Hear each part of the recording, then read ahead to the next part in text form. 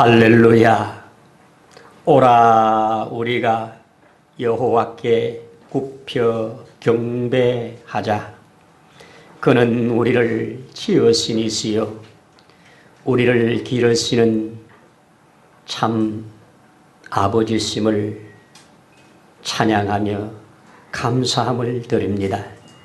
우리로 그의 기르시는 양이 되게 하신 것을 감사합니다. 오늘도 구속받은 우리 마음 모아 함께 찬양을 드립니다. 찬양을 받으시고 또 우리의 드리는 이 예배 가운데 성령 하나님 충만하게 하셔서 우리 하나님께서 우리에게 주시려고 한 모든 것들 하나하나 받음에 부족함이 없도록 역사해 주옵소서. 우리의 이 마음, 이 심령에 성령으로 충만히 임하여 주옵소서. 그래서 하나님 기뻐 받으시는 예배가 되도록 역사해 주시기를 원하옵니다. 성령 하나님, 이 예배에 함께하지 못한 사랑하는 발걸음에도 은혜를 주사 어느 곳에 어떤 모양으로 있든지 하나님께 예배하는 귀한 시간 되도록 축복하옵소서. 모든 예배 시종을 주의 거룩한 손에 의지하며 주 예수님 이름으로 기도드립니다. 아멘. 자, 우리 오늘 함께 받을 말씀 가도록 하겠습니다. 누가복음 함께 가서 2장을 열어 46, 47절 함께 읽도록 하겠습니다. 사흘 후에 성전에서 만난 적 그가 선생들 중에 앉으사 그들에게 듣기도 하시며 묻기도 하시니 듣는 자가 다 그 지혜와 대답을 놀랍게 여기더라. 아멘. 아멘. 왜 이러한 말씀들을 성경에 넣었을까? 제가 묵상하면서 하나님 오늘 이 말씀 속에 저희들에게 주시고자 하는 메시지가 무엇입니까? 물으면서 제가 기도하면서 오늘 이 말씀을 제게 주신 은혜와 또 주신 은혜를 나누고자 하야 합니다. 예수님께서 딱 성경에 한 번 12살에 예루살렘 성전에 그 부모님과 함께 절기의 날에 가셨다가 이제 그 절기를 마치고 돌아가는 과정에 예수님이 함께 가지 않는 것을 확인해 줍니다. 하루 길을 간 후에 그가 없는 것을 알았다고 합니다. 우리 예루살렘에서 예수님이 사시는 나사렛까지 거리는 적어도 열흘 정도 거리라고 합니다. 걸어서 열흘 정도 가는 거리인데 하루 길을 가서 찾아도 없어. 그러면 어떻게 이게 가능하냐? 어떻게 이 아이를 잃어버리고 갈 수 있느냐? 당시에 이 함께 내려온 사람들, 가문, 가족들이 함께 3, 4, 5 모여서 이렇게 가면 뭐 당연한 줄 아는 겁니다. 빠졌을 것은 생각지도 못하지요. 근데 참 우리가 신앙생활 하다 보면 당연한 줄 아는데 당연하지 않은 게 되게 많아요. 그렇죠? 그런 것들을 캐치하라고 이런 말씀을 주신 줄로 믿고요. 또 하나는 이제 가는 중에 없으니까 여기저기를 다 묻고 찾다가 결국은 온 길로 돌아오면서 찾는 것입니다. 그 찾는 과정이 얼마나 힘들었겠습니까? 하루 길을 갔으니까 또 하루 길을 올 것 아닙니까? 그리고 사흘째 되는 날 그 예루살렘을 뒤지면서 성전에 들어갔더니 세상에 성전 안에서 예수님이 계시는 겁니다. 그 성전 안에 계신 걸 보고 그 부모들이 놀랐다고 말을 합니다. 그런데 그 성전에 앉아 계시는 그 예수님의 모습 속에 오늘 또 그 예수님께서 하시는 그 모든 행위 속에 오늘 저와 여러분들이 함께 받고자 하는 것, 우리 신앙의 일생에 큰 교훈이 될 수 있는 것, 이거 붙잡으려고 하는데요. 먼저 예수님이 그들 중에 함께 앉으셨다 하는 말입니다. 예수님은 지금 어린이가 이런 표현 안 쓰고 뭐라고 하느냐? 12살이라고 확실하게 알려주고 있습니다. 12살에 유대인들의 사회 속에 그리고 하나님을 경외하는 그 하나님을 믿는 백성들 속에 수천 년을 내려오면서 지켜지는 것이 뭐냐?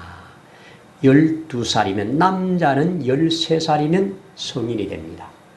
여자는 12살이 성인이 됩니다. 12살은 이제 어머니와 아버지, 육신의 어머니와 아버지의 돌봄 속에 살아갑니다.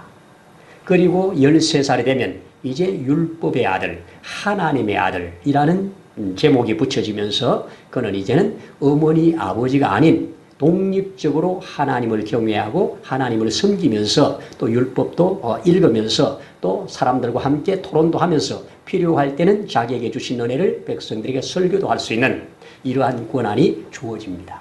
그러니까 지금 마지막 기회죠. 13살이면 그렇게 되는데 오늘 12살의 예수님께서 예루살렘에 지금 오셔서 그들과 함께 앉으셨다 하는 말입니다. 여기 앉으신 사람들이 누구냐? 그 당시의 랍비들이죠. 최고의 율법의 학자들, 성경의 최고의 권위를 가진 자들, 수십 년 동안 하나님을 경외했던 이런 사람들 속에 12살짜리가 앉아있는 겁니다. 그런데 그 앉아있는 자를 애들은 가라 이렇게 안 합니다. 왜? 그것이 그 당시에 내려오는 자연스러운 풍습이니까요. 함께 앉으셨습니다. 앉으셨는데 오늘 성경 뭐라고 하느냐? 듣기도 하시며 하는 말을 하셨습니다. 여러분, 신앙생활은 듣는 데서 시작을 합니다. 듣는 것이 얼마나 중요한지 모릅니다.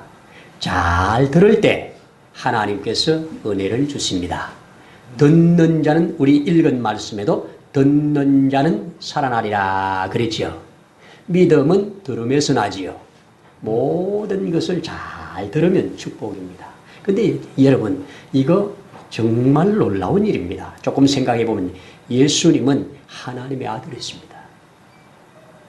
그리고 그는 지혜의 본체입니다. 그런 분이 그들과 함께 앉으셨다. 이것이 바로 하나님께서 하나님의 보좌를 버리시고 이 땅에 내려오신 성육신을 잘 보여주는 겁니다. 그들과 함께 앉으셨다는 것이 여러분, 왕의 아들이 저 평민들과 함께 앉았다는 겁니다. 그래서 이 앉았다는 것을 누가는 강조를 합니다. 성경 마태마가 누가 요한이 다 예수님에 대해서 기록을 합니다만은 요 12살 때 요 사건은 딱 한 번 기록합니다. 다른 데는 없어요. 딱 요때만 기록을 해요. 그래서 이 예수님이 지금 저들과 함께 앉아서 뭐 했다? 듣기도 하시며 그랬습니다. 저들의 말들을 먼저 쭉 듣는 겁니다. 참 우리 역사에 그런 이야기를 합니다. 이 중세의 한 아주 인자하시고 참 나라를 잘 다스리는 지혜로운 왕이 있었는데 그의 충성된 신하가 그에게 묻습니다. 어떻게 이렇게 나라를 잘 다스리는 이런 지혜가 어디서부터 왔습니까? 물어요. 그랬더니 그 왕이 신하에게 아주 중요한 말을 하나 합니다. 그것이 뭐라고 하느냐? 나는 50년 전에 한 늙은 의사를 만났는데 그 의사가 나한테 큰 교훈을 하나 주었네. 그것을 지금까지 나는 붙들고 왔네.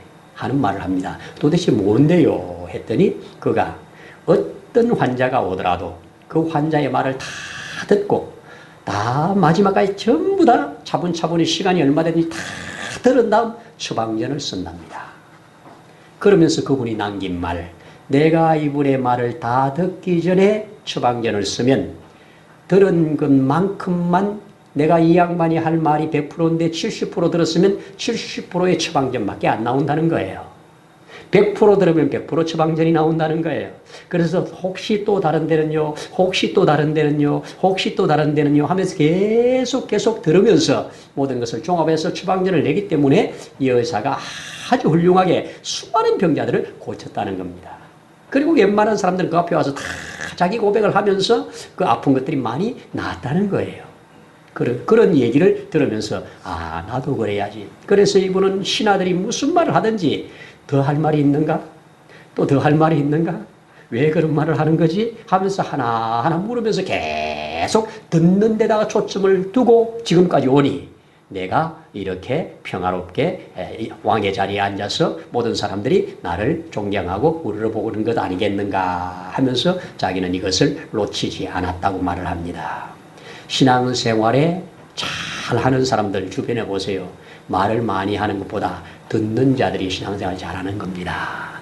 듣는 데서 믿음이 생기고요. 듣는 데서 지혜가 생기는 겁니다. 아멘이죠. 그래서 우리 자문에서 뭐라고 그럽니까? 듣기는 속히 하고 말하기는 더디하라 말씀을 합니다. 우리 신앙생활, 우리 예수님이 이걸 잘 가르쳐 주셨어요. 먼저 듣기도 하시며 했습니다. 아마 예수님의 입장에서 비록 12살밖에 안 됐지만은 저들이 하는 말을 들을 때 기가 막히게 말도 안 되는 얘기들을 하는 거 있겠죠. 여러분, 하늘의 지혜를 가진 분이 땅의 지혜를 가진 사람들이 하는 말이 아무리 자기들은 최고 경지에 있다 해도 너무 수준이 다를 것 아니에요. 그런데 하나하나 다 들으면서 들은 다음에 저들 앞에 뭐 합니까? 묻기도 하시니 그랬습니다. 여러분, 예수님은 들은 걸로 끝내지 않고 그들에게 물었습니다. 묻는 것이 그를 망신 주려고 묻는 거 아니고 그를 어떤 모욕을 주기 위해서 묻는 것 아니고 신앙의 어떤 것을 뒤집어 엎으려고 묻는 게 아니고 그들의 모자란 부분을 채워주기 위하여 말씀하시는 겁니다. 듣다 보면 알지요. 근데 참 우리도 경험하지만 서로 이야기를 주고받으면 이분이 말하는 것을 틀린 것을 계속 말아갈 때 참는 것이 그렇게 어려워요. 아니야. 이것이 쉽게 나와요. 그래서 여기서 이 말 저기서 저 말 하면서 서로 대화를 하지만 이것이 대화가 아니라 서로 자기 주장대로 하는 것이 대부분입니다. 이런 대화는 끝나고 나면 아무도 유익이 없습니다. 바른 말이라고 유익을 받지 않아요. 충분히 다 들은 다음에 아 그렇게 생각하셨군요. 저는 이런 부분에 이렇게 생각하는데요. 이러면서 그냥 그렇게 해야 돼 저래야 돼 명령이 아니라 내 생각을 잘 말해주다 보면 그분이 나름대로 교훈을 받고 또 하나님 앞에 하나님의 음성으로 듣는 경우들이 있다고 하는 겁니다. 여러분 노벨 과학상, 물리학상을 받은 사람 중에 리처드 피어만이라고 하는 사람이 있다고 합니다. 그런데 이 사람의 일화 중에 그가 남긴 말이 유명합니다. 자기는 어려서부터 아버지에게 끊임없는 질문을 했답니다. 왜? 끊임없는 질문을 하는데 말도 안 되는 질문을 하는데 아버지가 한 번도 왜 그런 질문을 하냐? 쓸데없는 질문을 왜 하냐? 한 번도 그러지 않았답니다. 그 질문하면 그렇게 생각했니? 그럼 우리 한번 생각해보자. 그러면서 자기가 알고 있는 것으로 대답해주고 또 물으면 또 대답해주고 또 물으면 또 대답해주고 한 번도 짜증내거나 신경질 내지 않고 다 받아주었는데 이 자가 나중에 그 노벨상을 받기까지 과학자로 그렇게 많은 큰 일을 했는데 그가 한 말, 딱 한마디입니다. 아버지께서 다 들어주셨기에 내가 과학자가 될 수 있었습니다. 아버지가 다 들어주셨기에 여러분 우리 아버지보다 육신의 한계가 있는 아버지보다 하나님은 언제든지 어디든지 시공을 초월하여 자녀된 저와 여러분들에게 듣기를 원하십니다. 듣기를 원하시는데 우리는 우리말만 하고 돌아갑니다. 그래서 기도도 허공을 치는 메아리처럼 될 때가 많습니다. 성경을 읽다가 그 읽는 중에 하나님 이게 뭡니까? 잘 안 깨달아져요. 뭔지 잘 모르겠어요. 이런 일은요 하면서 자꾸 물으시면 물으시는 중에 하나님께서 성령께서 감동하십니다. 성경은 많이 묻습니다. 묻는 자를 책망하지 않습니다. 모세는 하나님께 내가 도대체 누구기에 내가 갑니까? 나는 버려진 채로 40년입니다. 내가 누구기에 갑니까? 아주 강하게 물으십니다. 그럴 때 하나하나 설명하고 깨닫게 해주고 자기 속에 있는 것을 말해줄 때 드디어 모세가 그러면 가겠습니다 합니다. 그렇습니다. 우리 하박국 같은 경우에 어찌하여 의인들이 이렇게 핍박을 당합니까? 어찌하여 악인들이 이렇게 잘 됩니까? 이러면서 계속 질문하는데 하나님 그 질문을 다 들으시고 대답을 하십니다. 내가 이렇게 할 거야. 그 뒤후에는 이렇게 할 거야. 그 일의 결국을 다 들은 다음에 그가 하나님을 크게 찬양하는 것이 우리도 함께 찬양하는 모든 것이 없어도 무화과 나무에 무화과가 없어도 포도나무에 열매가 없어도 그렇죠. 외양간에 소가 없어도 모든 것이 없어도 나는 여호와 그분만으로 인하여 즐거워하고 기뻐하리라고 하는 고백이 다 질문하고 그리고 들은 다음에 나오는 말입니다. 여러분 신앙생활은 묻고 그리고 듣는 일입니다. 듣고 묻고 또 듣고 묻고 하면서 우리의 의문들이 하나하나 풀어지면서 견고한 신앙으로 나아갑니다. 우리의 약점이 뭐냐? 잘 안 묻는 데 있어요. 특별히 성경을 이렇게 같이 보다 보면 도무지 이해할 수 없는 부분들이 있는데 그냥 덮어놓고 넘어가요. 또 우리는 그렇게 훈련받았어요. 뭘 그런 걸 물어. 그런데 이제 신앙의 연조가 좀 깊어지면 집사님이 돼가지고 그런 질문을 하냐고. 이런 것들 때문에 그냥 여기에 묻지 못하고 해결되지 못한 채 곳곳에 남아있어요. 남아있는 것이 우리 육체로 말하면 혈관 속의 콜레스테롤입니다. 콜레스테롤이 결국은 요 하나가 처음에는 작은 것이라서 별 문제가 안 됐는데 작은 것들이 하나 모여지면서 점점 커지면 요것이 가장 연약한 부분에서 딱 걸릴 때 몸이 반신불수가 되는 거예요. 그래서 신앙생활 오래 하셨는데도 불구하고 뻥뻥 나가 떨어지는 영적인 이 중풍병자처럼 쓰러지는 경우가 흔하지 않습니까? 이런 것들을 미연에 방지하는 게 뭐라고요? 미리 묻는 거예요. 예수님도 물으셨다니까요. 예수님도 들으셨다니까요. 예수님도 묻고 들으시는데 우리는 누구에게 물을 것인가? 어떤 것으로 물을 것인가? 언제 물을 것인가? 이런 것들을 잘 생각하면서 가능한 하나님 앞에 물어도 대답이 없습니까? 기다리세요. 하나님은 반드시 가장 좋은 것으로 주십니다. 오죽했으면 하박국이 그렇게 부르짖었겠습니까? 잠잠하신 하나님 앞에. 시편도 얼마나 부르짖는 얘기가 많습니까? 탄식하면서 어찌하여 이런 말들을 많이 합니까? 그런데 하나님은 그런 소리를 외면치 아니하시고 들으신다는 겁니다. 그래서 여러분들의 의문들을 들으시면서 나아가라고 이런 말씀을 주신 줄로 믿습니다. 이 결과 예수님을 발견한 3일 만에 예수를 발견한 그 부모들도 놀랐더라 말을 하고, 그리고 예수님의 물으시는 질문에 놀라고, 그가 하는 말씀에 놀라고, 그러니까 예수님 앞에 듣는 자들이 그 질문에 놀라고, 그리고 예수님이 하시는 말씀에 놀라고 모두가 놀랐다. 이게 예수님의 어린 나이지만 모두를 놀라게 한 사건입니다. 자, 여기서 제가 배우는 겁니다. 우리가 부족하지만 우리가 하는 질문이, 또 우리가 하는 말이 하나님의 성령의 감동을 받고 성령의 인도를 받으면서 우리가 들은 말씀을, 또 우리가 말씀을 함께 할 때 사람들은 놀라는 겁니다. 신앙의 연조와 상관없이 사람들이 놀라게 될 때 와우 하면서 예수께로 나올 확률, 하나님께로 나와 믿을 확률이 높아지는 겁니다. 이것이 우리의 간접적 전도고, 이것이 우리의 이러한 간정이 하나님 앞에 큰 축복이 되어진다고 하는 것입니다. 비록 나이는 12살이지만 그는 하나님의 아들이잖아요. 그런데 그 뒤에 보면 뭐라고 그러냐. 이 예수가 자라가는 모습을 보면서 그가 키가 자라고 몸이 자라면서 점점 더 지혜가 자라면서 하나님과 사람 앞에 사랑스러워져 갔더라. 이것이 어디서 나오는 거냐. 오늘 앞에서 보면 듣는 데서, 그리고 질문하는 데서, 그리고 말하는 데서 나오는 지혜라고 믿습니다. 앞서가지 아니하고 들을 만한 자리에 앉으셔서, 스스로 낮은 자리에 내려가서 앉으셔서, 그리고 그가 부모를 따라 다시 나사렛으로 돌아가셔서 그 부모를 받들어 순종하며 섬기는 모습으로 마무리를 하고 있습니다. 뭡니까?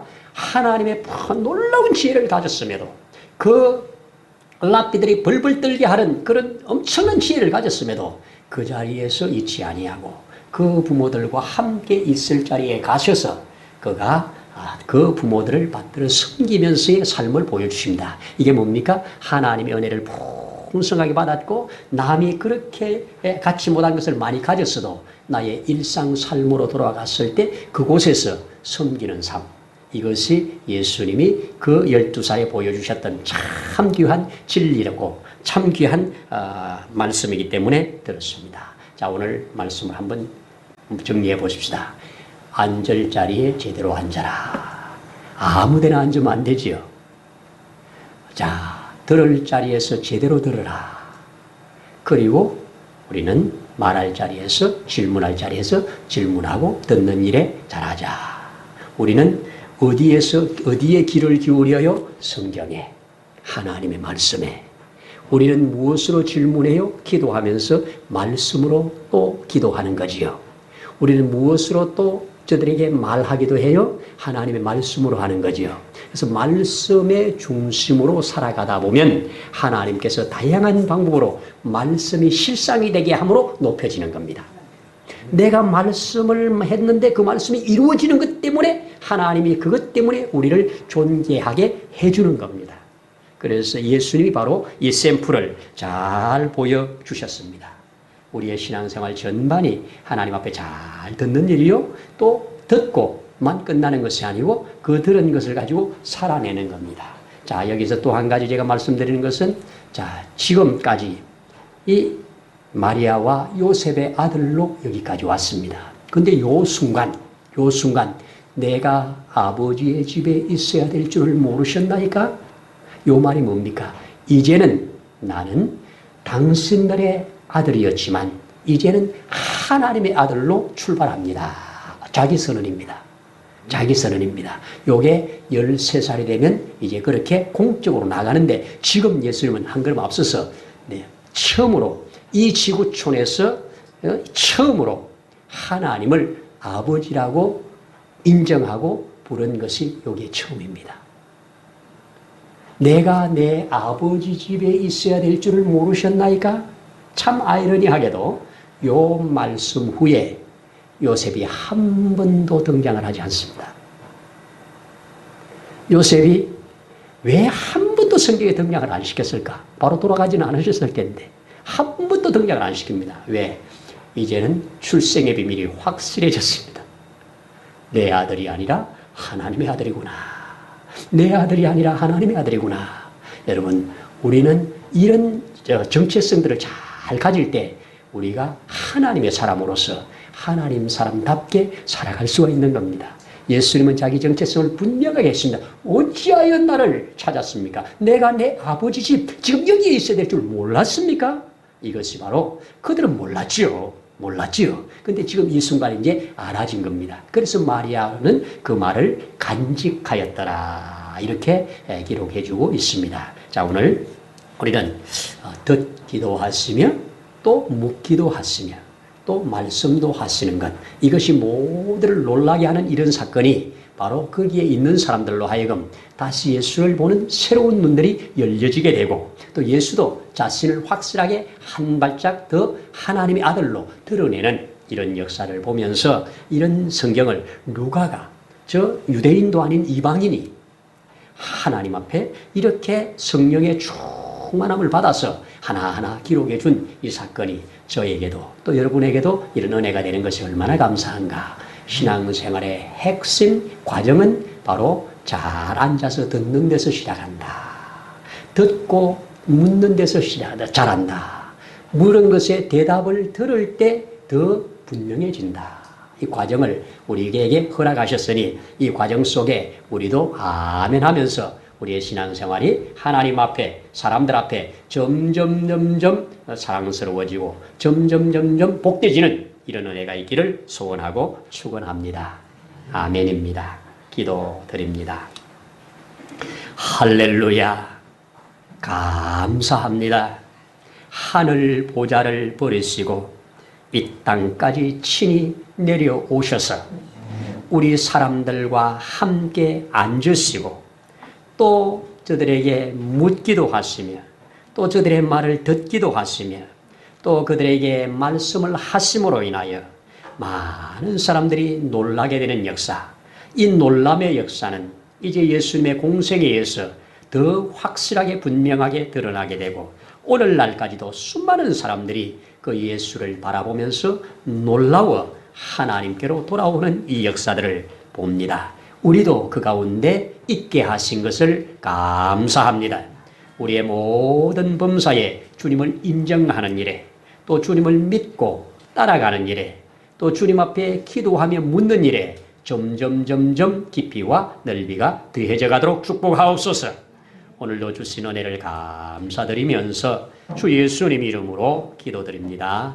아멘. 이제는 우리를 영원한 저주에서 속량하시려고 자신의 생명까지 내어놓으신 주 예수님의 거신 은혜와 그 아버지 하나님의 무한하신 사랑하심과 보혜사 성령님의 때를 따라 오시는 놀라운 증거의 역사가 오늘 이 자리에 함께 머리 숙인 자녀들 위에 세우신 몸된 교회 위에 이 나라와 이 민족 위에 이제로부터 영원토록 함께 하시기를 간절히 축원하옵나이다. 아멘.